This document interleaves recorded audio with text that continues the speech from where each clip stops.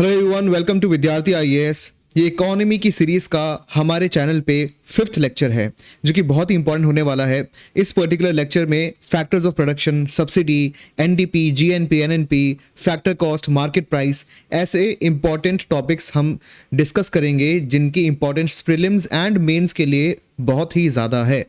तो स्टार्ट करते हैं इस पर्टिकुलर डिस्कशन से। देखो, फैक्टर्स ऑफ प्रोडक्शन होते क्या है ये जानना बहुत ही ज़रूरी हो जाता है। फैक्टर्स ऑफ प्रोडक्शन वो चीज़ें होती हैं जिनके कारण प्रोडक्शन हो पाता है। एक इकोनॉमी में जो सेंटर थीम होता है वो होता है डिमांड। एक इकोनॉमी में चीज़ें कोई भी क्यों बनाएगा, मतलब किसी ने किसी प्रोडक्ट की फैक्ट्री डाली है, कोई नई चीज़ें वो बना रहा है, तो ऐसा क्यों? क्योंकि उस चीज़ की वहाँ पर डिमांड है। उस डिमांड को फुलफिल करने के लिए होता है प्रोडक्शन। सपोज लोगों को एसी चाहिए तो उस जगह पर एसी की मैन्युफैक्चरिंग यूनिट्स खुल जाएंगी और वहाँ पर एसी बनाना चालू हो जाएगा। लेकिन ये जब एसी बनता है तब किन चीज़ों की ज़रूरत होती है और ऐसी वो कौन कौन से एंटिटीज़ हैं जिनको साथ में लेकर इस एसी को बनाया जाता है। और ये जो एंटिटीज़ हैं इनको कहते हैं फैक्टर्स। वो कौन से फैक्टर्स हैं जो इस एसी को प्रोड्यूस करेंगे, इन्हीं को फैक्टर्स ऑफ प्रोडक्शन बोला जाता है। और ब्रॉडली देखा जाए तो वैसे तो बहुत सारे फैक्टर्स ऑफ प्रोडक्शन होते हैं, बट उनको 4 कैटेगरी में हम डाल सकते हैं। देखो, एक तो हो गया लैंड। लैंड हो गई ज़मीन, मतलब किस ज़मीन पे वो फैक्ट्री, इंडस्ट्री, सर्विस सेंटर है जहाँ पर कोई भी नई चीज़ प्रोड्यूस हो रही है। अब ज़मीन तो हो गई, उसके अलावा हमें इंसान भी तो चाहिए जो वहाँ पे ऑपरेट करेंगे। जो इस ज़मीन के साथ इंसान ऑपरेट करते हैं उनको हम कहते हैं लेबर। अब क्या लेबर अपने हाथों से काम करते हैं? नहीं, उनको मशीन चाहिए या फिर उनको पैसा चाहिए। ये सब कैपिटल के अंदर ही काउंट हो जाता है। ठीक है, लेबर जो है वो मशीन के साथ काम करता है, मतलब वो कैपिटल गुड्स के साथ काम करता है। कैपिटल गुड्स का जो कॉन्सेप्ट है मैंने पिछले लेक्चर्स में समझा रखा है, तो प्लीज़ आप वो लेक्चर्स भी देखें। एंड फाइनली इस पूरे इंडस्ट्री को फंड करने के लिए कोई इंसान या कोई ग्रुप ऑफ इंसान चाहिए। मतलब जैसे मैंने आपको बताया कि आप ऐसी जगह रहते हो जहां पर एसी की डिमांड है, तो क्या ये कौन इंसान होगा जो कि स्टेप लेगा और बोलेगा चलो ठीक है, इस जगह पर मैं एसी की डिमांड पूरी करता हूं। ये इंसान कौन होगा? ये रिस्क टेकर होगा जो पहली बार इस जगह काम कर रहा होगा, या फिर ये इंसान कोई सीजन्ड या बहुत ही ज़्यादा एक्सपीरियंस्ड इन्वेस्टर भी हो सकता है। एनीवे, वो इंसान जो इस प्रोजेक्ट को लीड करेगा और फाइनेंशियल सपोर्ट, कभी कभी लीगल सपोर्ट भी देगा, उसको आप कहते हो एंटरप्रेन्योर। इन चारों को मिला के हमारे पास 4 फैक्टर्स ऑफ प्रोडक्शन आते हैं। वैसे देखा जाए तो फैक्टर्स ऑफ प्रोडक्शन बहुत सारे होते हैं, dozens of factors of production है, बट ये उन सबको 4 कैटेगरीज में डाला जा सकता है। ठीक है, इनको कंबाइन करा जाता है गुड्स एंड सर्विसेज बनाने के लिए। लेकिन हम गुड्स एंड सर्विसेज बना क्यों रहे हैं? डिमांड को फुलफिल करने के लिए या फिर ह्यूमन नीड्स और वांट्स को सेटिस्फाई करने के लिए। ये फंडामेंटल प्रिंसिपल इकोनॉमी का आपको भूलना नहीं है। अब लैंड जो है, जो सबसे पहला हमारा फैक्टर ऑफ प्रोडक्शन है, इसमें क्या क्या हो सकता है? इसमें सारी चीज़ें आ सकती है। यहाँ पे फिजिकल लैंड तो हो सकती है, बट साथ में जो नेचुरल रिसोर्सेज हैं वो भी लैंड में ही काउंट होते हैं। जैसे सपोज एक आटे की फैक्ट्री है, एक फैक्ट्री है जो कि आटा बनाती है। ठीक है, अब आटा बनाने की जो फैक्ट्री है इसको चाहिए गेहूं, लेकिन ये जो फैक्ट्री है एक ज़मीन पर है, बट यहाँ पे गेहूं नहीं उग रहा। यहाँ पे तो दीवारें हैं और इस दीवारों के अंदर गेहूं को आटा बनाने वाली एक मशीन रखी हुई है। तो ये गेहूं आएगा कहाँ से? ये गेहूं एक फार्मर उगाएगा। ठीक है, ये जो व्हीट है ये एक फार्मर उगाएगा और वो इस मशीन को या इस दुकान को, इस फैक्ट्री को अपना गेहूं बेचेगा। तो ये जो ज़मीन थी जहां पर ये इस गेहूं को उगाया गया, ये भी ज़मीन इस फैक्टर ऑफ प्रोडक्शन वाले लैंड के कॉन्सेप्ट में आती है। जहां पर ये फैक्ट्री डली है जिस ज़मीन पे, वो भी यही लैंड के कॉन्सेप्ट के अंदर आती है। ठीक है, तो जो एग्रीकल्चर ज़मीन है और जो कमर्शियल लैंड है ये दोनों अलग हैं, बट दोनों को आप लैंड का जो ये बड़ा एक ग्रुप है उसके अंदर डाल सकते हो।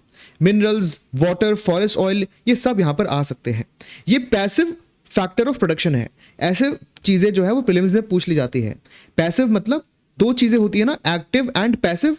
एक्टिव वो है जो कि बढ़ चढ़ के पार्टिसिपेट करता है किसी भी चीज़ के प्रोडक्शन में, लेकिन ये जो ज़मीन है जहाँ पर आटे का प्रोडक्शन हो रहा है वो कुछ अपने आप कंट्रीब्यूट नहीं कर रही गेहूं के आटे में कन्वर्जन के लिए। इसमें ज़मीन का बढ़ चढ़ के कोई कंट्रीब्यूशन नहीं है। हाँ, ज़मीन एक लोकेशन दे रही है बस, उससे ज़्यादा तो कुछ कर नहीं रही, इसलिए ज़मीन जो है वो एक पैसिव फैक्टर है। ये आपको प्रीलिम्स के लिए ध्यान रखना है। फिर आता है लेबर। इस मशीन को हैंडल कौन करेगा, इस वीट को बोरों में या बड़े बड़े बैग्स में कौन डालेगा, आटे के ऊपर ब्रांडिंग के स्टिकर्स कौन चिपकाएगा, ये एक सारा काम लेबर का है। ठीक है, और यहाँ पर जो ह्यूमंस हैं उनकी एफर्ट्स और उनके स्किल्स को यूटिलाइज करा जाता है। ये जो इंडिविजुअल्स हैं ये सब लेबर कैटेगरी में आते हैं। Fine, next. अब ये जो लेबर है इसको समझना भी जरूरी है। जैसे मैंने आपको बताया कि लेबर कितने भी टाइप के हो सकते हैं, इन सबको हमने एक कैटेगरी में डाल दिया कि हाँ, इतने टाइप के लोग जो हैं अपना एफर्ट और स्किल लगा रहे हैं प्रोडक्शन में, तो इन सबको हमने लेबर की कैटेगरी में डाल दिया। अब एक हो सकता है एग्रीकल्चर लेबर जो कि ऑब्वियसली फार्मिंग कर रहा है, एक इंडस्ट्रियल लेबर जो मैंने अभी आपको एग्जांपल दिया, फिर एक सर्विस लेबर। सर्विस लेबर कौन हो सकता है, जो कि सर्विस सेक्टर में काम करता है। सर्विस सेक्टर को ही हम टर्शरी सेक्टर भी बोलते हैं। ये कॉन्सेप्ट मैंने फर्स्ट लेक्चर में समझाया था, तो आप उसको भी जाके देखिए। सो जो टर्शरी सेक्टर या सर्विस सेक्टर में काम कर रहा है वो इंसान लेबरर कहलाएगा, एंड वो लेबर वाले फैक्टर और प्रोडक्शन में काउंट होगा। यहाँ पे ये इंसान सर्विस देता है कोई, या तो वो डॉक्टर होके हेल्थ केयर की सर्विस दे रहा है, टीचर होके एजुकेशन की सर्विस दे रहा है, वो बैंकर होके फाइनेंस की सर्विस दे रहा है, ऐसा हो सकता है। Then informal labour. Informal labour वो हो गया जो कि सैलरीड एम्प्लॉय नहीं है, ना ही वो किसी प्रॉपर बंधे हुए कॉन्ट्रैक्ट से काम करता है। इनफॉर्मल लेबर हो गया कि बिना कॉन्ट्रैक्ट के वो जो इंसान है वो पैसे लेता है और उसके बदले काम करता है। और skilled and unskilled multiple types के लेबर हो सकते हैं। जो लोग जिनके पास मल्टीपल डिग्रीज होती हैं वो ज़्यादातर स्किल्ड काम करते हैं, एंड जो लोग मैनुअल लेबर करते हैं उनको अनस्किल्ड कैटेगरी में डाला जाता है। देन कॉन्सेप्ट आता है कैपिटल का। ठीक है, अभी तक मैंने आपको चार जो फैक्टर्स ऑफ प्रोडक्शन है उनके बारे में बताया है: land, labour, capital and finally entrepreneur. तो लैंड और लेबर हम देख चुके हैं। कैपिटल में क्या होता है, देखो ये कॉन्सेप्ट भी मैंने आपको पहले बताया था कि अगर आपने किसी चीज में पैसा डाला है और वो चीज आपको और पैसा बना के देती है, तो ये जो चीज थी ये कैपिटल गुड है। ठीक है, ये एक ऐसी चीज है जिसको आप कैपिटल एसेट या फिर कैपिटल गुड की कैटेगरी में डाल सकते हो। तो यहीं से ये शब्द कैपिटल आता है।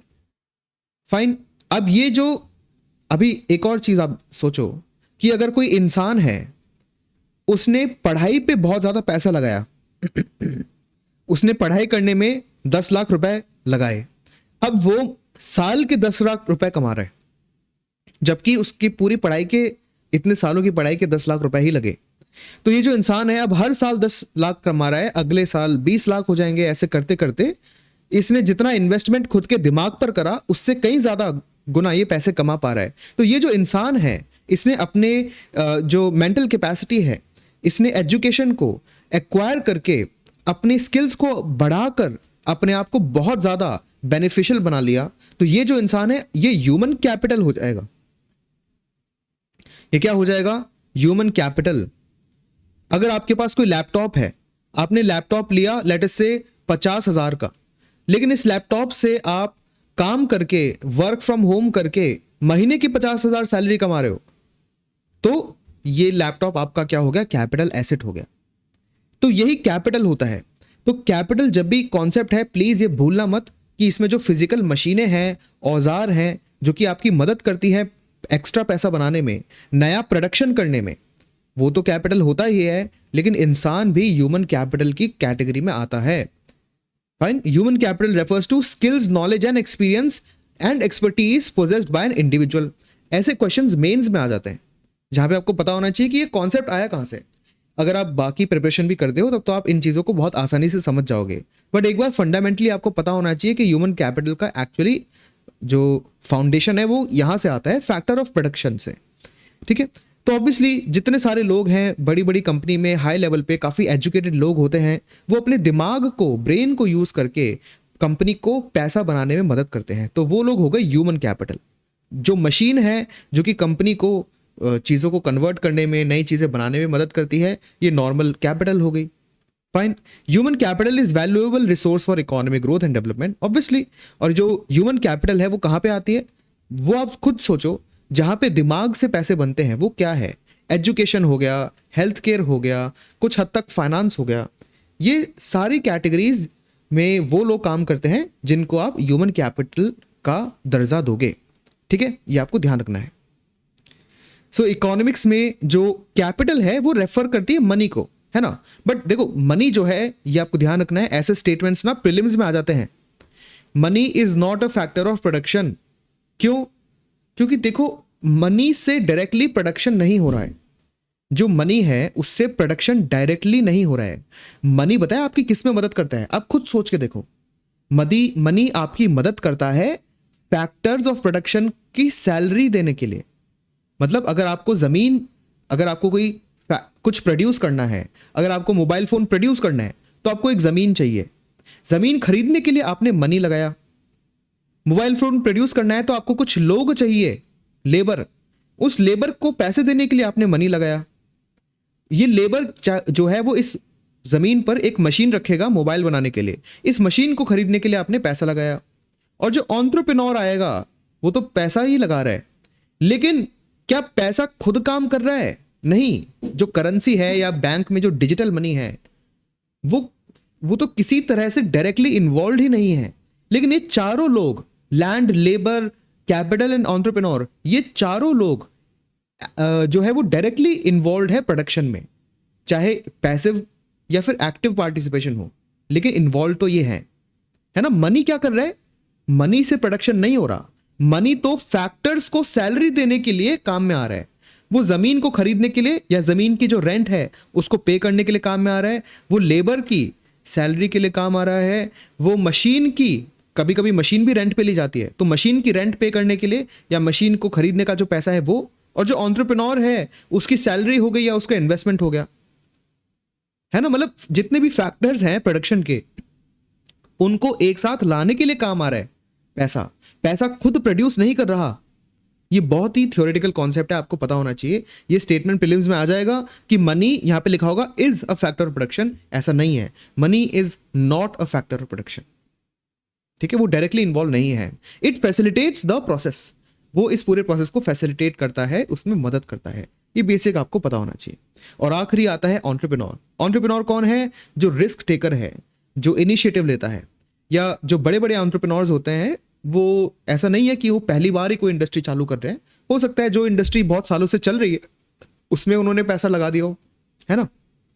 तो एंटरप्रेन्योर जो हैं वो लीडरशिप, पैसा, कभी कभी लीगल मदद, गाइडेंस, जो एंटरप्रेन्योर्स के पास खुद के पास बहुत ज़्यादा एक्सपर्टीज और एक्सपीरियंस होता है, ये सारी चीज़ें वो प्रोडक्शन के पूरे प्रोसेस को क्या करते हैं? प्रोवाइड करते हैं। लेकिन सबसे ज़्यादा वो चीज़ जो प्रोवाइड करते हैं वो है रिस्क, है ना। क्योंकि देखो ये कोई गारंटी नहीं है कि आपने कोई इंडस्ट्री डाली तो वो सक्सेसफुल हो गई, या फिर कोई इंडस्ट्री या कोई फैक्ट्री या कोई बिजनेस 10 साल से चल रहा है तो 11वें साल भी अच्छा चलेगा, ये कोई गारंटी नहीं है। तो कोई एंटरप्रेन्योर इनिशियली आए या फिर 10 साल बाद उस कंपनी में पैसा लगाए, वो हमेशा रिस्क ही ले रहा होता है। और अगर कंपनी फेल हो गई तो एंटरप्रेन्योर का पैसा डूबेगा। तो एंटरप्रेन्योर ने कंपनी का रिस्क अपने कंधों पे उठा लिया, ये आपको ध्यान रखना है। और जैसे मैंने आपको बताया, जो एंटरप्रेन्योर्स हैं वो अपने साथ इनोवेशन, एक्सपर्टीज, एक्सपीरियंस ये लाते हैं, new ideas and products to the market, fostering competition as well. जितने ज़्यादा एंटरप्रेन्योर हैं उतने ज़्यादा रिस्क टेकर्स होंगे, उतना ज़्यादा उस सोसाइटी में इनोवेशन होगा। जब इतना सारा इनोवेशन हो रहा है तो जितने भी बड़ी बड़ी कंपनीज हैं वो आपस में एक दूसरे से compete करेगी, और वो एक दूसरे से compete करती है तो नए नए प्रोडक्ट्स सस्ते दाम पे निकल के आएंगे। तो एंटरप्रेन्योर का मेनली काम यही होता है। अब आप देखो कि जो लैंड है, लेबर है, कैपिटल है एंड एंटरप्रेन्योर है, अभी मैंने आपको बताया कि मनी का काम क्या है, पैसे का क्या काम है, इनको परचेज करना, है ना, इनको इनकम देना। ये लोग डायरेक्टली इन्वॉल्व है प्रोडक्शन करने में। मनी प्रोडक्शन नहीं करता, इसलिए मनी खुद फैक्टर ऑफ प्रोडक्शन है ही नहीं। लेकिन ये जो जितने भी फैक्टर्स हमने लिख दिए, इनको सैलरी या इनको पैसा तो देना पड़ेगा ना। तो जो पैसा इन फैक्टर्स को दिया जाता है उसको बोलते हैं फैक्टर कॉस्ट। ठीक है, सिंपल सी बात है। आप कोई बिजनेस रन कर रहे हो तो आपने जो जमीन खरीदी है उसका रेंट आपने दे दिया, या उस ज़मीन को खरीदने के लिए कुछ पैसा दिया है, आप 10 लोगों को हायर कर रहे हो तो आप 10 लोगों की सैलरी दे रहे हो, आपने कोई मशीन खरीदी है, आप उस पे भी, ज़्यादातर जो बड़ी बड़ी मशीनें होती हैं वो डायरेक्टली नहीं खरीदी जाती, आप उनको रेंट देते हो, रेंट पे खरीदते हो मशीनों को। और जो जो एंटरप्रेन्योर है उसको आप सैलरी दे रहे हो, मतलब खुद की भी कुछ सैलरी निकाल रहे हो। तो ये जो पैसा जा रहा है बाकी सारे फैक्टर्स को, इसको फैक्टर कॉस्ट बोला जाता है। ठीक है, ये जो एक्चुअल कॉस्ट है in production of the goods and services. तो आप खुद देखो, जो कोई भी, सपोज आप कोई जो एसी जो है वो प्रोड्यूस कर रहे हो, आपकी बिजनेस जो है एसी बनाता है, अब एसी की प्राइस क्या होगी ये आपके दिमाग में क्वेश्चन आएगा। सपोज आप ही एंटरप्रेन्योर हो और आपका जो बिजनेस है वो एसी बनाता है, अब आपके दिमाग में क्वेश्चन आएगा कि ये एसी मैं कितने का बेचूं, है ना। तो सबसे पहले आप क्या करोगे, आप देखोगे कि आपकी खुद की लागत कितनी है, आपका जो बिजनेस है उसकी कितनी लागत है। जमीन खरीदने में, मान लेते हैं आपने जमीन के लिए लैंड का लोन लिया था, तो हर महीने आप लोन चुका रहे हो जमीन का, मान लेते हैं आप 1 लाख रुपए जो है हर महीने लोन चुका रहे हो। आपकी इंडस्ट्री में 5 लोग काम करते हैं, पांचों की सैलरी 50,000 है मान लेते हैं, या मान लेते हैं 1 लाख है, इजी हो जाएगी कैलकुलेशन। तो टोटल आप महीने में कितनी सैलरी दे रहे हो, 5 लाख। ठीक है, आपकी जो मशीन है वो भी बहुत ही एक्सपेंसिव है और उसमें आप महीने का मशीन के लिए 10,000 का रेंट दे रहे हो। ठीक है, और आप खुद की भी सैलरी उसमें से निकालते हो, मान लेते हैं 1 लाख। तो महीने का आपका खर्चा कितना हो गया, महीने का जो आपका खर्चा है वो हो गया रफली 7,10,000 रुपए, है ना। इसको आप ऐड कर लोगे तो 7,10,000 रुपए आ गया, ये आपका महीने का खर्चा है। तो महीने में अगर आप मान लेते हैं 20 एसी बनाते हो, है ना, महीने में अगर आप 20 एसी बना रहे हो तो आपको हर एसी की इतनी प्राइस रखनी पड़ेगी कि आपका जो ये इनिशियल खर्चा था ना ये निकल जाए, और उसके अलावा आप कुछ प्रॉफिट मार्जिन भी ऐड करोगे, है ना। और तो तब जाके आप फाइनल प्राइस डिसाइड करोगे कि आपकी एसी की फाइनल प्राइस जो है वो क्या होगी। ये बहुत ही इंपॉर्टेंट कॉन्सेप्ट है जो आपको पता होना चाहिए, इसीलिए आप फैक्टर कॉस्ट को प्रोड्यूस करते हो। मतलब जो आपकी एसी की कॉस्ट है ना, फाइनली आप मार्केट में जो बेचोगे वो मिनिमम फैक्टर कॉस्ट के बराबर ही होगी। कम से कम फैक्टर कॉस्ट तो आप चार्ज करोगे कस्टमर से, क्योंकि अगर आपके कस्टमर ने आपको फैक्टर कॉस्ट ही नहीं दी तो आपको तो नुकसान हो गया, लॉस हो गया, क्योंकि आपका खर्चा 7,10,000 का है और इन 20 एसी को बेचकर आपके पास कम से कम 7,10,000 तो आने ही चाहिए ताकि आपका प्रोडक्शन का खर्चा निकले। ये नहीं निकलता है और इससे कम पैसे आते हैं आपके पास, तो आपका लॉस होगा, और लॉस होगा तो आप काम ही क्यों करोगे इस बिजनेस में, कोई और बिजनेस करोगे, है ना। तो फैक्टर कॉस्ट का कॉन्सेप्ट इसलिए जरूरी है ताकि आप ये बता पाओ कि मार्केट में जो प्रोडक्ट है वो किस प्राइस पे बिकेगा। अब 7,10,000 तो आपकी मिनिमम प्राइस है, जो आपकी खुद की लागत है, जो फैक्टर कॉस्ट है। अब इसके ऊपर आप और भी ना मार्जिन अपना लगा सकते हो अपना प्रॉफिट बढ़ाने के लिए। मान लेते हैं आपने ये जो 20 एसी हैं ये 10 लाख में बेच दिए, वो आपकी मर्जी, लेकिन कम से कम 7,10,000 में ही बिकेगा वो, उससे कम होगा तो लॉस हो जाएगा। ठीक है, सो ये क्या है, एक्चुअल कॉस्ट इनकर्ड मतलब कितने पैसे आपके लगे, आपकी कितनी खुद की लागत है on the production of goods and services. और ये क्या है, the payment made to the factors of production, जो फैक्टर्स ऑफ प्रोडक्शन को आप पेमेंट दे रहे हो, है ना, लैंड, लेबर, कैपिटल, एंटरप्रेन्योरशिप, इनके बदले जो आप पैसा खर्च कर रहे हो वो यहाँ पे काउंट होता है। इसमें जो टैक्सेस वगैरह है और सब्सिडीज है वो आती नहीं है। देखो ना, अब तक जो भी मैंने बात करी है उसमें मैंने टैक्स, सब्सिडी ये शब्द बोले ही नहीं, लेकिन प्रीलिम्स में फिर भी लिख देंगे कि इनडायरेक्ट टैक्स इसमें इंक्लूड होता है फैक्टर कॉस्ट में। ऐसा नहीं है, मैंने बोला क्या, अब तक नहीं बोला, तो ये प्रीलिम्स में आएगा तब भी आपको पता है कि भाई मैंने जब समझाया था तब फैक्टर कॉस्ट के दौरान सब्सिडी, इनडायरेक्ट टैक्स ऐसे शब्द तो बोले ही नहीं, तो ऑब्वियसली इनका कोई रोल ही नहीं है फैक्टर कॉस्ट डिटरमाइन करने में, ये बाद की चीजें हैं। ठीक है, it represents the income earn by the factors of the production in an economy. ठीक है, तो देखो एक और इंटरेस्टिंग कॉन्सेप्ट आता है। अगर आपको देखना है कि आपकी जो कंट्री है उसके अंदर कितना लोग पैसा कमा रहे हैं, तो आप क्या करोगे, फैक्टर इनकम काउंट करोगे, है ना। बहुत ही अच्छा कॉन्सेप्ट है, फैक्टर इनकम को आप काउंट करोगे ये देखने के लिए कि आपकी नेशनल इनकम कितनी है। लेकिन अगर आपको देखना है कि आपकी कंट्री में प्रोडक्शन कितना हो रहा है तो आप क्या काउंट करोगे, है ना। मतलब अगर आपको ये जानना है कि भाई आपकी कंट्री में एक आम आदमी कितना कमाता है तो आप फैक्टर इनकम देखोगे। बड़ी बड़ी कंपनियों में, छोटी छोटी कंपनियों में जाके पूछोगे, उनके रिकॉर्ड मांगोगे कि भाई आप अपने जो लेबर है या अपने जो कार्यकर्ता हैं उनको कितनी सैलरी देते हो, उनको आप समराइज करोगे और पूरे कंट्री की नेशनल इनकम निकाल दोगे।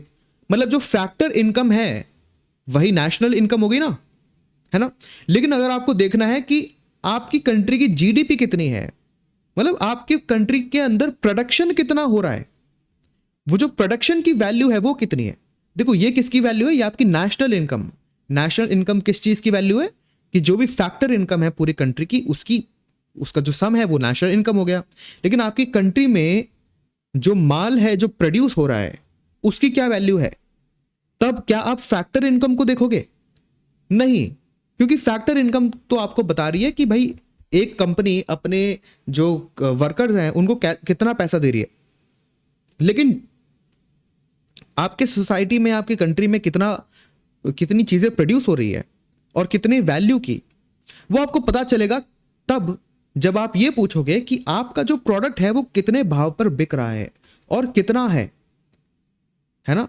मतलब 10 एसी आपने हर एसी 1 लाख का बेचा तो आपकी जीडीपी हो गई कितनी, ये हो गई ऑलमोस्ट 10 लाख, है ना। 10 एसी आपने बेचे और एक एसी 1 लाख का था तो आपका टोटल प्रोडक्शन हो गया 10 लाख का। अब यहां पे क्या आपने उनसे पूछा कि आपने अपने जो वर्कर्स हैं उनको कितने पैसे दिए? नहीं, आपने कंपनी से पूछा कि भाई आप मुझे फाइनल प्रोडक्शन बता दो कि आपने कितने का एक एसी बेचा और टोटल कितने बेचे एसी। 10 लाख आ गया और ये आपके पूरे कंट्री की प्रोडक्शन वैल्यू हो गई। तो ये जो 10 लाख है ये क्या है? ये फैक्टर कॉस्ट तो नहीं है, ये क्या है? ये है मार्केट प्राइस, है ना। मार्केट प्राइस वो प्राइस है जिसपे आप फाइनली प्रोडक्ट बेच रहे हो, है ना। Market price refers to current prevailing price of good और service in the open market. अभी उसका दाम क्या चल रहा है। हो सकता है आपने एसी बनाया तो 70,000 में है लेकिन वो मार्केट में 1 लाख का बिक रहा है, ये हो गई मार्केट प्राइस।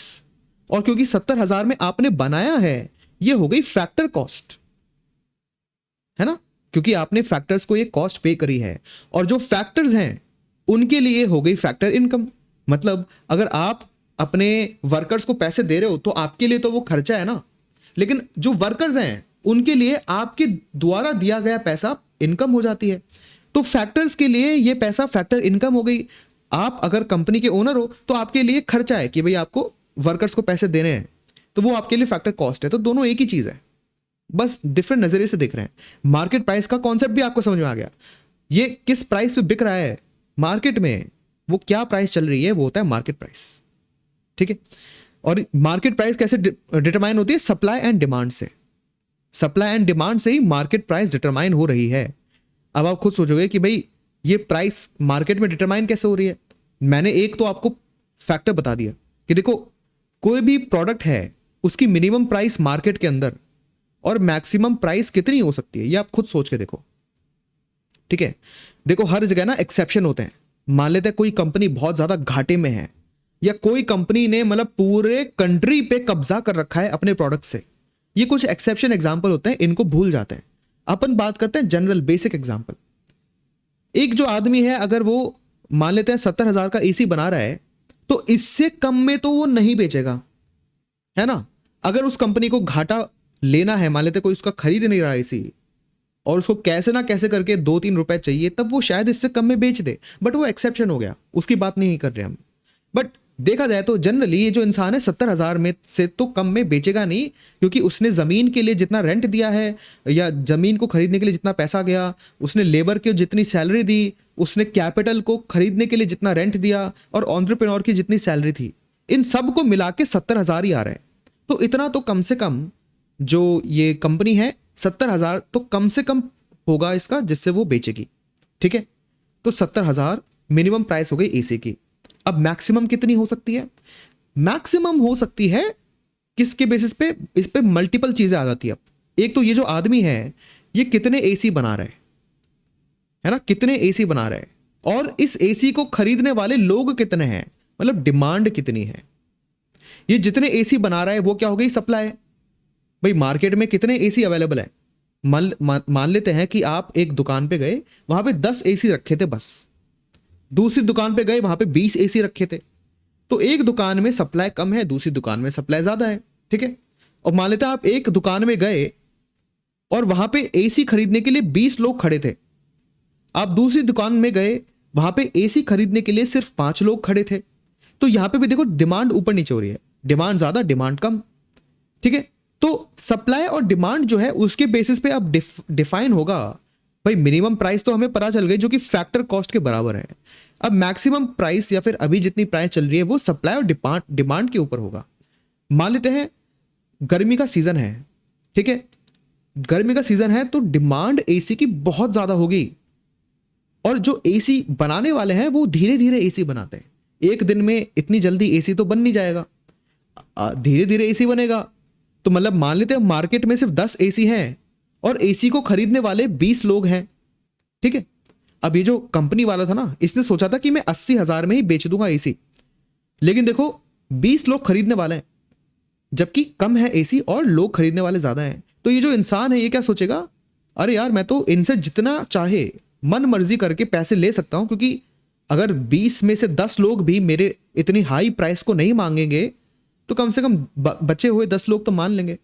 मतलब आपकी चलेगी यहां पे, कस्टमर की नहीं चल रही, क्योंकि कस्टमर को है जरूरत और आपके पास ही वो चीज है जो, और वो भी कम मात्रा में है, तो आप कंडीशंस खुद लगा सकते हो, आप मन के मर्जी बहुत ज्यादा प्राइस रख सकते हो। आप बोलोगे मैं तो 1,10,000 में, है ना, मैं तो 1,10,000 में जाके एसी बेचूंगा। ये 10 लोग हैं, इनको मानना पड़ेगा क्योंकि एसी की काफी कमी है मार्केट में। मान लेते हैं सर्दी का सीजन है, अब उल्टा हो गया, सर्दी तक आपने 10 एसी और बना लिए, तो मार्केट में 20 एसी अवेलेबल है और सर्दी में बहुत कम लोग एसी खरीदते हैं, तो सिर्फ 5 लोग ही आपकी दुकान में हैं और 20 एसी बेचने हैं आपको, है ना। अब ये जो आदमी बोलेगा, 5 लोग खड़े हैं यहाँ पे, 5 लोग हैं और आपके सामने 20 एसी है, आप बोलोगे कि यार एसी खरीद लो, ये बोलेगा भाई आप तो 80,000 का एसी बेच रहे हो, मैं तो नहीं खरीदूंगा। ये बोलेगा प्लीज आप ना 2 एसी खरीद लो और मैं आपको 80 की जगह एक एसी मैं आपको 75 में बेच दूंगा। मतलब आपने उसको डिस्काउंट दे दिया ताकि आपका माल बिके तो सही, क्योंकि खरीदने वाले लोग काफी कम है, तो आपने 80 की जगह 75 दे दिया। तो सप्लाई और डिमांड से डिसाइड हो रही है कि मार्केट में प्राइस कितनी है, लेकिन मिनिमम प्राइस किससे डिसाइड हो रही है कि आपकी फैक्टर कॉस्ट कितनी है। तो जो मार्केट में अभी प्राइस चल रही है वो क्या है, that is market price, simple, ठीक है। और इसीलिए सप्लाई और डिमांड के इक्विलिब्रियम पर डिपेंडेंट होता है, that is very important. Basic price, अब कॉन्सेप्ट आता है एक और बेसिक प्राइस का। ये वो प्राइस है जो कि प्रोड्यूसर रिसीव करता है for the goods and services at the time of sale excluding the tax and subsidies. मतलब जो प्रोड्यूसर है उसको कितना पैसा मिलता है जब वो अपना प्रोडक्ट सेल कर रहा है। Actual revenue earn by the producers from the sale of goods and services before accounting for indirect tax paid और द सर्विसेज रिसीव्ड। अब इसका मतलब क्या है, एक सिंपल चार्ट से मैं आपको समझाता हूं जो कि आपको बहुत बहुत ज्यादा मदद करने वाला है। तो प्लीज कंसंट्रेशन से इस कॉन्सेप्ट को सुनिएगा। मैं यहां पे लिखता हूं फैक्टर कॉस्ट, ठीक है, यहां पे मैं लिखता हूं बेसिक प्राइस और यहां पे मैं लिखूंगा मार्केट प्राइस। अब इनमें मैं ना लेफ्ट और राइट जाऊंगा, ये आपको याद रखना है डायरेक्शन, इससे प्रीलिम्स और मेंस के क्वेश्चन आपके सॉल्व होंगे। उससे पहले 2 और कॉन्सेप्ट समझते हैं, product tax and product subsidy and production tax and production subsidy, ठीक है। ये 2 कॉन्सेप्ट आपको समझने हैं कि प्रोडक्ट टैक्स और प्रोडक्ट सब्सिडी क्या होता है और प्रोडक्शन टैक्स और प्रोडक्शन सब्सिडी क्या होता है। अब उससे भी पहले सब्सिडी को समझना भी थोड़ा जरूरत है, उसकी भी जरूरत है। तो सब्सिडी क्या होती है, देखो सब्सिडी एक ऐसा बेनिफिट है जो कि दिया जाता है गवर्नमेंट के द्वारा, है ना। सब्सिडी इज बेनिफिट जो कि सरकार आपको देती है। सिंपल, सपोज जो पुअर लोग हैं और मान लेते हैं कोई अबव पॉवर्टी लाइन वाला इंसान है और कोई बिलो पॉवर्टी लाइन वाला आदमी है, ये दोनों एक ही राशन शॉप पे जाते हैं। अबव पॉवर्टी लाइन वाला जो आदमी है उसको मार्केट प्राइस पर एक बेसिकली वो चावल खरीदता है, तो अबव पॉवर्टी लाइन 20 रुपए दे देता है। वहीं बिलो पॉवर्टी लाइन वाला जो आदमी है, टेक्निकली उसको भी 20 रुपए देने चाहिए, लेकिन गवर्नमेंट उसको सब्सिडी देती है, मतलब बेनिफिट देती है। गवर्नमेंट बोलती है कि तुम इसके लिए मुझे बस 3 रुपए दे दो, और जो 17 रुपए बचेंगे वो गवर्नमेंट खुद भर देगी। मतलब गवर्नमेंट 17 रुपए का क्या करेगी, नुकसान उठाती है खुद, ताकि जो पुअर लोग हैं वो सिर्फ 3 रुपए में ये खरीद पाए। ठीक है, जो अबव पॉवर्टी लाइन वाला आदमी है उसको ये बेनिफिट नहीं मिला, उसको ये सब्सिडी नहीं मिली। जो मार्केट में 20 रुपए का प्राइस चल रहा था चावल का, उस इंसान ने उतना ही प्राइस दिया। तो सब्सिडी का कॉन्सेप्ट यहीं से आता है। अब ये सब्सिडी का मतलब है सिर्फ बेनिफिट। ये सब्सिडी जो है वो टैक्स के अंदर भी मिल सकती है, कैश में मिल सकती है, किसी और काइंड में भी मिल सकती है सब्सिडी, क्योंकि सब्सिडी इज बेनिफिट।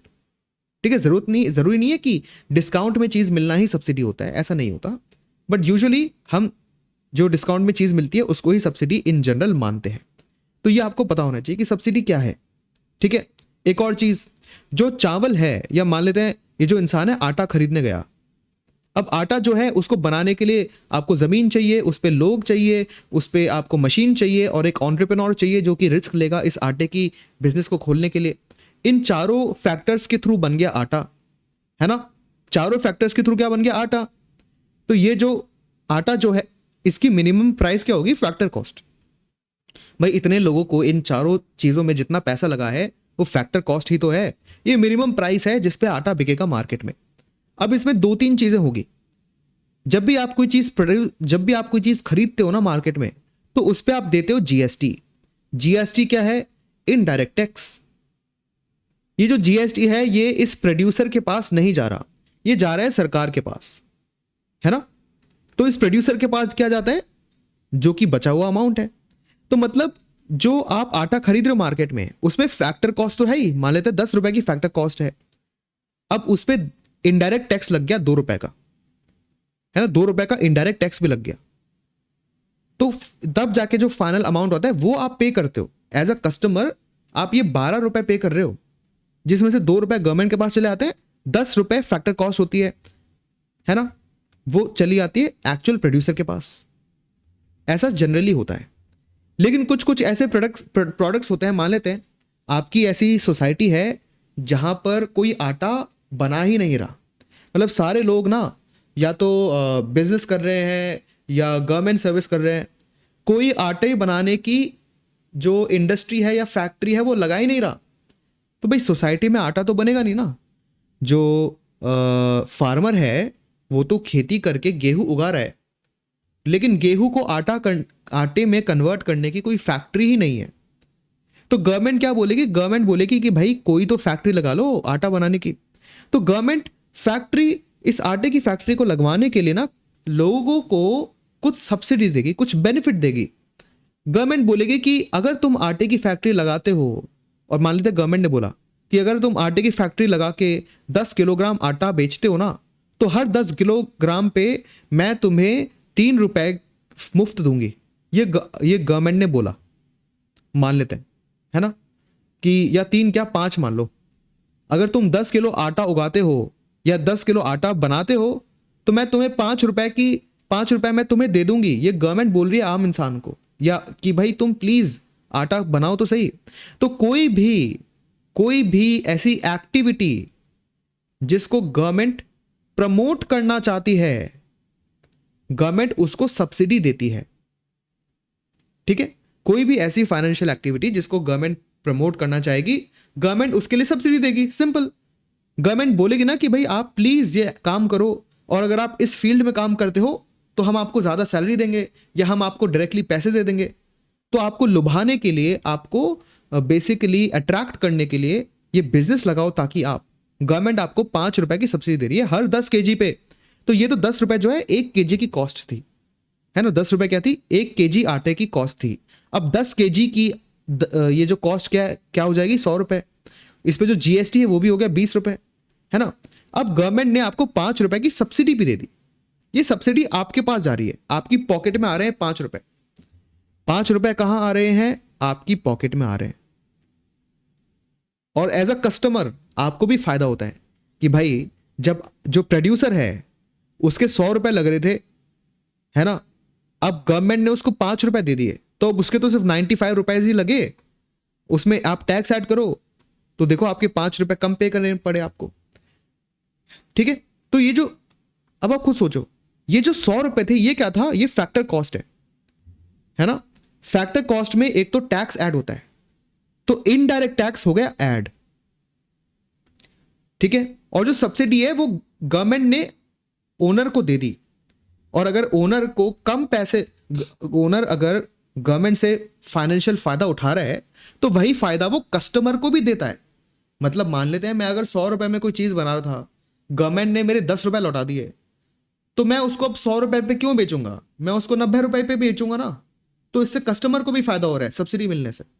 तो जो फाइनल प्रोडक्ट में जो सब्सिडी मिलती है ये माइनस हो जाती है। तो इनडायरेक्ट ये जो था ये फैक्टर कॉस्ट है। फैक्टर कॉस्ट में अगर आपने इनडायरेक्ट टैक्स ऐड करा, फिर जो सब्सिडीज थी उसको माइनस करा, तब जाके आपकी फाइनल कॉस्ट आती है। इस केस में जो फाइनल कॉस्ट है वो क्या होगी, 115 रुपीज। ये 115 रुपीज वो कॉस्ट है जो एमआरपी होगी, मतलब ये मार्केट प्राइस है जिस पे आपका प्रोडक्ट बिक रहा है। तो हमें क्या फॉर्मूला पता चला, हमें ये फॉर्मूला पता चला कि फैक्टर कॉस्ट से मार्केट प्राइस पे हम कैसे जाएंगे। हम इनडायरेक्ट टैक्स को ऐड करेंगे और सब्सिडीज को सब्ट्रैक्ट कर लेंगे। और अगर आपको कोई 100 रुपए, मान लेते हैं 120 रुपए की मार्केट प्राइस दे दे, और आपको बता दे कि भाई इस सोसाइटी में इनडायरेक्ट टैक्स ना 20 रुपए का है और 5 रुपए की सब्सिडी है, तो बताओ फैक्टर कॉस्ट क्या था। तो अगर आपको मार्केट प्राइस से फैक्टर कॉस्ट में जाना है तो क्या करना है, उल्टा करना है, सब्सिडीज को ऐड कर देना है और इनडायरेक्ट टैक्स को सब्ट्रैक्ट कर देना है, आपका काम खत्म। ठीक है, ये जो फॉर्मूला मैंने आपको बताया है ये आपको याद रखना है, इस पे डायरेक्टली प्रीलिम्स में क्वेश्चन आते हैं, ऑलमोस्ट हर साल एक आ ही जाता है। ठीक है, तो फैक्टर कॉस्ट से अगर आपको मार्केट प्राइस में जाना है तो आपको इनडायरेक्ट टैक्स ऐड करना है, सब्सिडी माइनस करनी है, और अगर आपको मार्केट प्राइस से फैक्टर कॉस्ट में आना है तो आपको क्या करना है, सब्सिडीज को ऐड करना है, इनडायरेक्ट टैक्स को माइनस कर देना है। सिंपल, बहुत ही इजी है। अब इसमें बीच में एक बेसिक प्राइस का भी कॉन्सेप्ट आता है, उसको देखते हैं। उसको देखने से पहले हमें 2-3 चीजें समझनी है कि एक तो हमारे ये जो इनडायरेक्ट टैक्सेस हैं ये 2 टाइप के हमें पढ़ने हैं। ठीक है, एक तो हमारा हो गया प्रोडक्ट टैक्स और सब्सिडीज, दूसरा हो गया प्रोडक्शन टैक्स और सब्सिडीज। प्रोडक्ट टैक्स वो है जो कि गवर्नमेंट लगाती है ऑन द प्रोडक्शन और सेल ऑफ सर्टेन गुड्स। ये जो टैक्स है it is added to the final price increasing the cost. इसी का उल्टा होता है प्रोडक्ट सब्सिडी। ये वो सब्सिडी है जो कि गवर्नमेंट है कॉस्ट ऑफ प्रोडक्शन को कम करने के लिए देती है। ठीक है, अभी मैं आपको समझाऊंगा, एक बार आप पढ़ लो। दूसरा होता है प्रोडक्शन टैक्स और प्रोडक्शन सब्सिडी।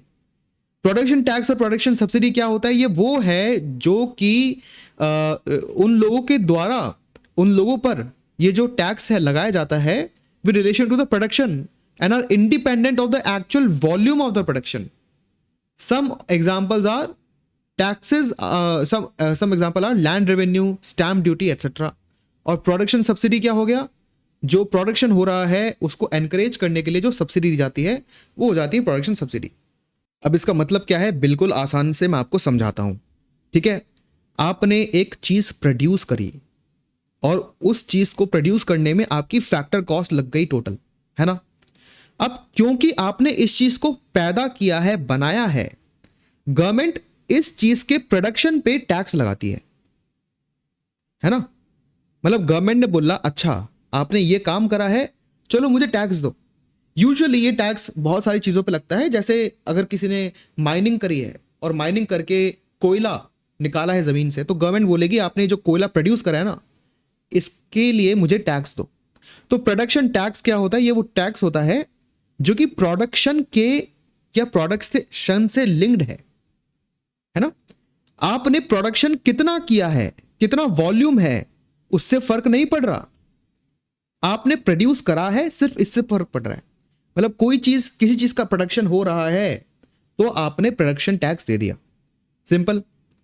और इसी का उल्टा, अगर गवर्नमेंट को किसी भी प्रोडक्शन को बढ़ाना है तो गवर्नमेंट क्या करेगी, प्रोडक्शन के लिए क्या दे देगी, सब्सिडी दे देगी। गवर्नमेंट प्रोडक्शन सब्सिडी दे देगी। तो आई होप आपको प्रोडक्शन टैक्स और प्रोडक्शन सब्सिडी का कॉन्सेप्ट समझ में आ गया हो। प्रोडक्शन टैक्स वो टैक्स है जब भी कोई चीज प्रोड्यूस होती है, फर्क नहीं पड़ता कि कितनी कितनी आपने प्रोड्यूस करी है, 4 आपने आटे के पैकेट बनाए या 15,000, आपने आटे बनाया है तो उसका एक चार्ज आपको देना है गवर्नमेंट को, वो होता है प्रोडक्शन टैक्स, जो कि प्रोडक्शन से ही लिंक्ड है। और अगर गवर्नमेंट चाहती है कि वो आपको ज़्यादा से ज़्यादा आटा बनाने के लिए आपको वो बेसिकली एनकरेज करे, तो गवर्नमेंट हो सकता है आपको सब्सिडी भी दे दे, ठीक है। लेकिन ये प्रोडक्शन पे हो रहा है। दूसरा होता है product tax and product subsidy. Product tax and product subsidy,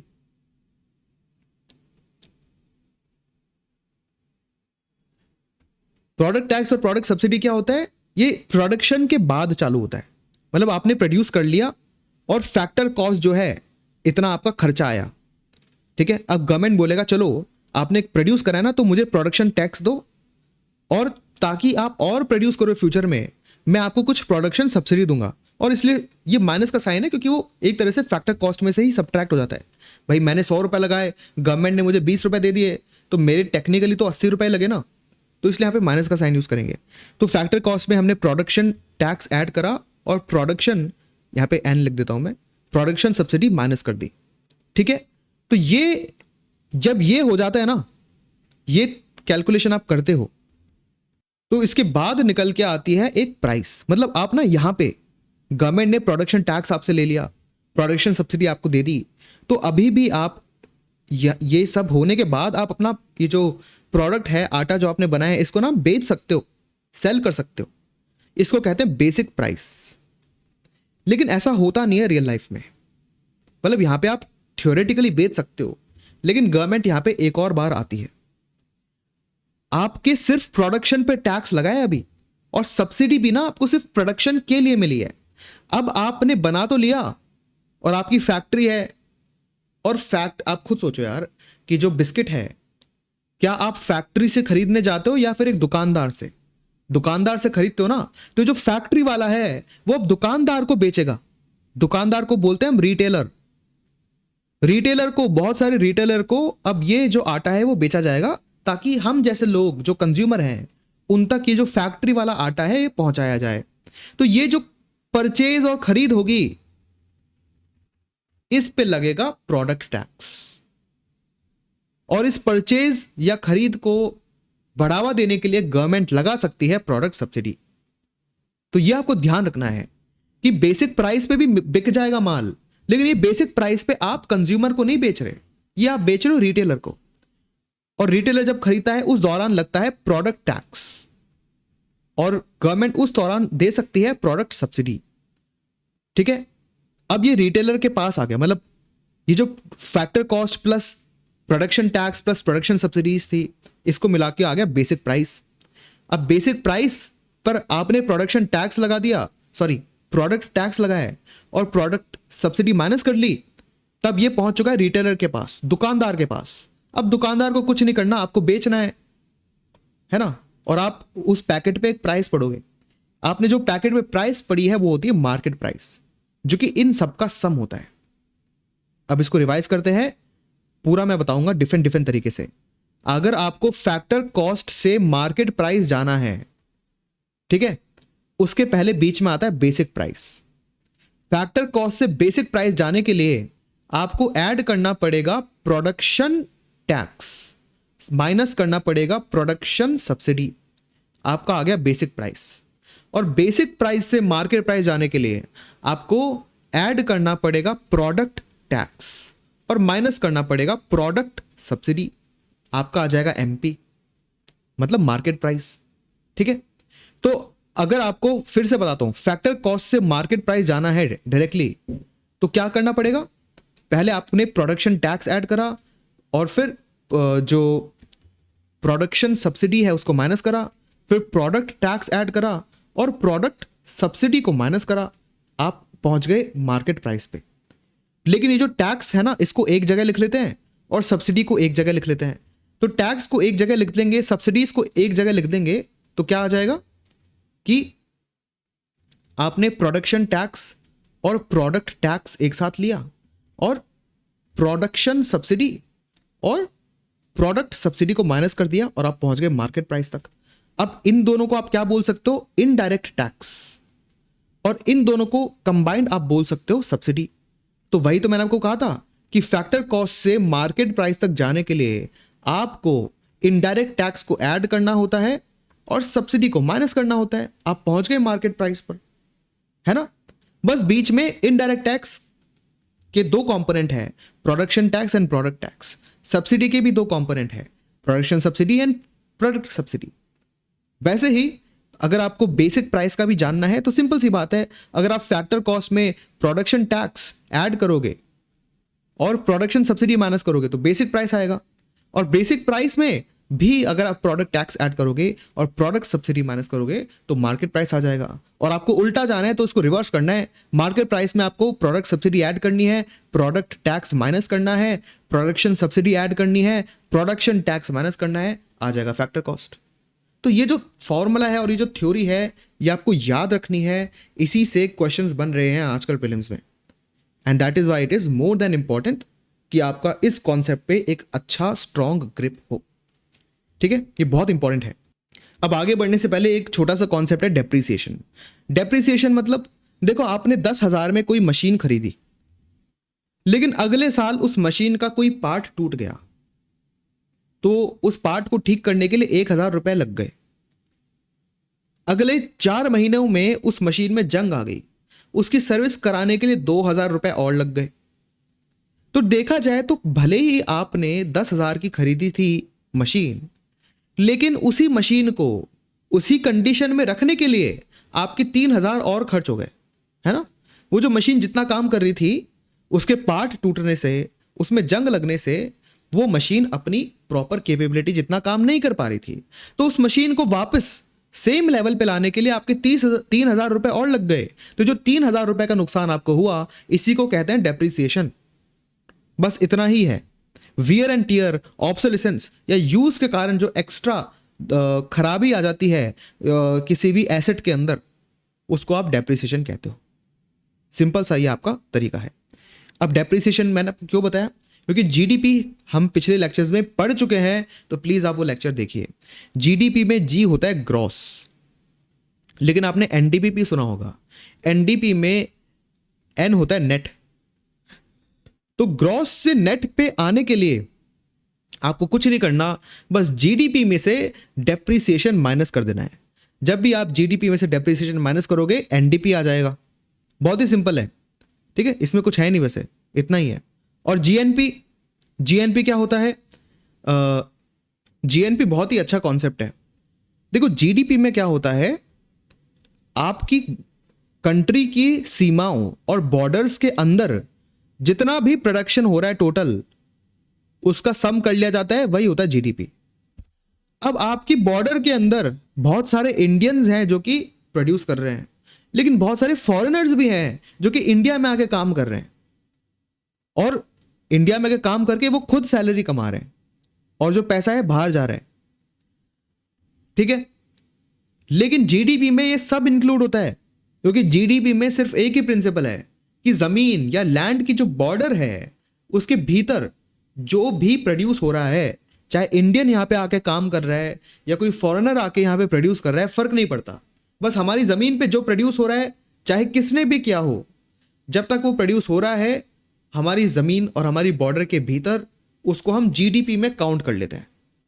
10 AC India की बॉर्डर के अंदर काउंट, इंडिया के उधर बॉर्डर के अंदर बने, 5 एसी एक इंडियन कंपनी ने बनाए, 5 एसी एक जापानीज कंपनी ने बनाए, तब भी हम 10 एसी को जीडीपी में काउंट करेंगे। लेकिन जीएनपी में ऐसा नहीं होता।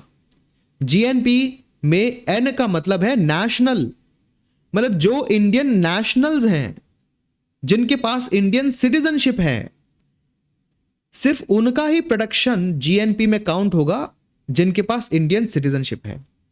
अब खुद सोचो ये चीज आप, भाई बहुत सारे, ज्यादातर लोग तो इंडियंस ही हैं जिनके पास इंडियन सिटीजनशिप है, जो कि इंडिया में रहते हैं।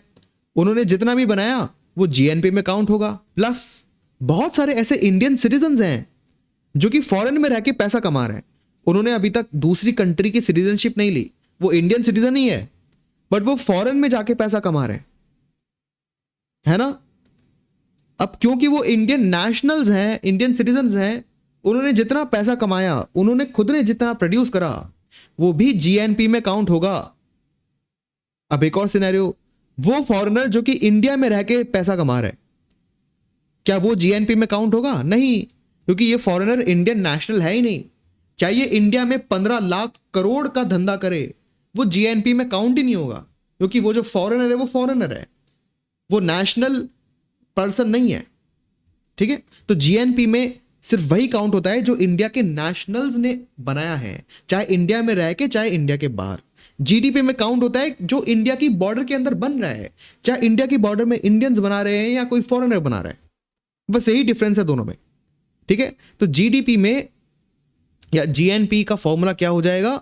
एक तो जीडीपी है ना, अब जीडीपी में क्या है, एक तो इंडियंस जो कि इंडिया में रह के काम कर रहे हैं और फॉरेनर्स जो कि इंडिया में रह के काम कर रहे हैं, ये दोनों है ना जीडीपी में।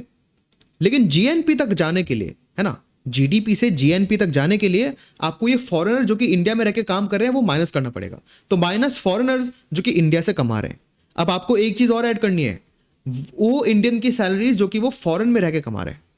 तो ये आपका फॉर्मूला बन जाता है कि जीएनपी क्या हो गया, जीडीपी प्लस इंडियंस जो कि अब्रॉड पैसा कमाते हैं माइनस फॉरेनर्स जो कि इंडिया में रह के कमा रहे हैं। या फिर आप इसको ये भी बोल सकते हो कि GNP is equals to GDP plus factor income from abroad. ये भी कभी कभी यूज होता है टर्म कि फॉरेन जो जीडीपी है plus factor income from abroad. Factor income from abroad का फॉर्मूला ही होता है कि इंडियंस बाहर जितने पैसे कमा रहे हैं माइनस फॉरेनर जो कि इंडिया में पैसा कमा रहे हैं, इन दोनों का जो फाइनल नंबर आता है वो फैक्टर इनकम फ्रॉम अब्रॉड में काउंट हो जाता है। ठीक है, ये आपको ध्यान रखना है। अब ये जो पूरा कॉन्सेप्ट है, ये पूरा फॉर्मूला वैसे जीडीपी का ही है। इसमें जो नेट एक्सपोर्ट्स और नेट, इसमें ये जो है ना, ये पूरा फॉर्मूला यहाँ तक, consumption, investment, government expenditure, net export, ये तो जीडीपी का ही फॉर्मूला है। बस इसमें एक नई चीज डाल दी, नेट इनकम। नेट इनकम क्या हो गया? जो इंडियंस अब्रॉड कमा रहे हैं माइनस जो फॉरेनर्स इंडिया में कमा रहे हैं, इनको ऐड कर देना है जीडीपी में, हमारा आ जाएगा जीएनपी। ठीक है, इतना ही आपको ध्यान रखना है, इससे ज्यादा इसमें है नहीं। ठीक है, बेसिक चीजें जो मैं आपको बता चुका हूं वहीं यहीं पे वो लिखा है। तो अगेन मैंने आपको फैक्टर कॉस्ट से वहां पर जाना सिखा दिया मार्केट प्राइस में। अब एक और कॉन्सेप्ट है एनएनपी का, ये नेट नेशनल प्रोडक्ट है। सिंपल, मैंने आपको बताया जब भी आपको जी को एन बनाना है आपको डेप्रीसिएशन माइनस कर देना है। तो जीएनपी में से अगर आपने डेप्रीसिएशन माइनस कर दिया तो आ जाएगा एनएनपी, है ना, सिंपल। तो अब आप खुद सोचो कि अगर आपको जीडीपी से एनएनपी तक जाना है तो आपको क्या करना पड़ेगा भाई? पहले तो आपको जीडीपी को जीएनपी बनाना पड़ेगा, है ना, सॉरी, हाँ, पहले तो आपको जीडीपी को जीएनपी बनाना पड़ेगा और जीएनपी बनाने के लिए आपको क्या करना पड़ेगा? जीडीपी में से जो, एक सेकेंड, जीडीपी में से आपको वो इनकम माइनस करनी होगी जो कि फॉरेनर्स इंडिया में कमाते हैं, और इसमें ऐड करना पड़ेगा आपको वो इनकम जो कि इंडियंस फॉरेन में जाके कमा रहे हैं। ठीक है, ये आपको ऐड करना पड़ेगा। फिर ये तो आ गया जीएनपी। अब इसमें से आपको डेप्रिसिएशन भी माइनस करना पड़ेगा, इससे आप जीडीपी से एनएनपी तक पहुंच सकते हो। फाइन, इतना सा ये कॉन्सेप्ट है, ये भी मैंने आपको बता रखा है। अभी मैंने आपको बताया चार्ट लेके कि फैक्टर कॉस्ट से फिर बेसिक प्राइस, उसके बाद मार्केट प्राइस तक कैसे पहुंचते हैं। अब ये कॉन्सेप्ट यहां पे आता है। ठीक है, ये नंबर आपको और ये टर्म्स आपको न्यूज में भी बहुत दिखेंगे, जीडीपी एट फैक्टर कॉस्ट और जीडीपी एट मार्केट प्राइस। ये क्या होता है? कुछ नहीं होता, मैंने आपको फैक्टर कॉस्ट और मार्केट प्राइस और बेसिक प्राइस बता दिया है। बस आपको कुछ नहीं करना, यहां पे जीडीपी लिख दो और यहां पे भी जीडीपी लिख दो। मतलब अब आपके दिमाग में क्वेश्चन है कि जीडीपी एट फैक्टर कॉस्ट और जीडीपी एट मार्केट प्राइस में क्या डिफरेंस है? अब आप खुद सोचो, जीडीपी एट फैक्टर कॉस्ट क्या होगी? फैक्टर कॉस्ट क्या होता है? Factor income. तो जीडीपी एट फैक्टर कॉस्ट क्या हो गई? क्या हुई वो? एक तरह से नेशनल इनकम का measure. GDP at market price, total India में जितना प्रोड्यूस हो रहा है और उसकी जो एक्चुअली मार्केट में प्राइस है, उसका टोटल जो सम है इंडिया का, वो जीडीपी एट मार्केट प्राइस होता है। अगर आपको जीडीपी एट फैक्टर कॉस्ट से जीडीपी एट मार्केट प्राइस जाना है तो क्या करना है? आपको डायरेक्टली जाना है तो आपको इनडायरेक्ट टैक्स ऐड करने हैं और सब्सिडीज को माइनस कर देना है, आप यहां तक पहुंच गए। जीडीपी एट मार्केट प्राइस से आपको फैक्टर कॉस्ट पे आना है तो उल्टा करना है, सब्सिडीज को ऐड करो, इनडायरेक्ट टैक्स को माइनस करो। और अगर आपको और भी स्टेप्स चाहिए तो पहले आपको बेसिक प्राइस तक जाना पड़ेगा, उसके बाद आपको मार्केट प्राइस पे जाना पड़ेगा। तो जीडीपी एट फैक्टर कॉस्ट से बेसिक प्राइस पे जाने के लिए आपको प्रोडक्शन टैक्स ऐड करना पड़ेगा और प्रोडक्शन सब्सिडीज माइनस करनी पड़ेगी। और फिर जीडीपी एट बेसिक प्राइस से आपको finally GDP at market price तक जाने के लिए प्रोडक्ट टैक्स ऐड करना पड़ेगा और फिर प्रोडक्ट सब्सिडी माइनस करनी पड़ेगी। ये आपका पूरा रूट बन जाएगा। उल्टा आना है तो सारे साइंस को उल्टा कर देना है, सिंपल। अब आप यहां पे जीडीपी एफसी लिख दो, जीडीपी एमपी लिख दो, या फिर यहां पे आप एनएनपी लिख दो, एक ही बात है। अगर या फिर यहां पे आप जीएनपी लिख दो, फॉर्मूला तो एक रहेगा, फॉर्मूला कहां जाएगा? ठीक है। सो यही था आज का लेक्चर। काफ़ी कंसाइसली और थोड़ा इलेबोरेट करके भी समझाने की मेरी कोशिश थी। आई होप कि ये इकोनॉमिक्स के लेक्चर सीरीज में आपको बेनिफिट मिले। मिलते हैं नेक्स्ट लेक्चर में कल, and have a very good day.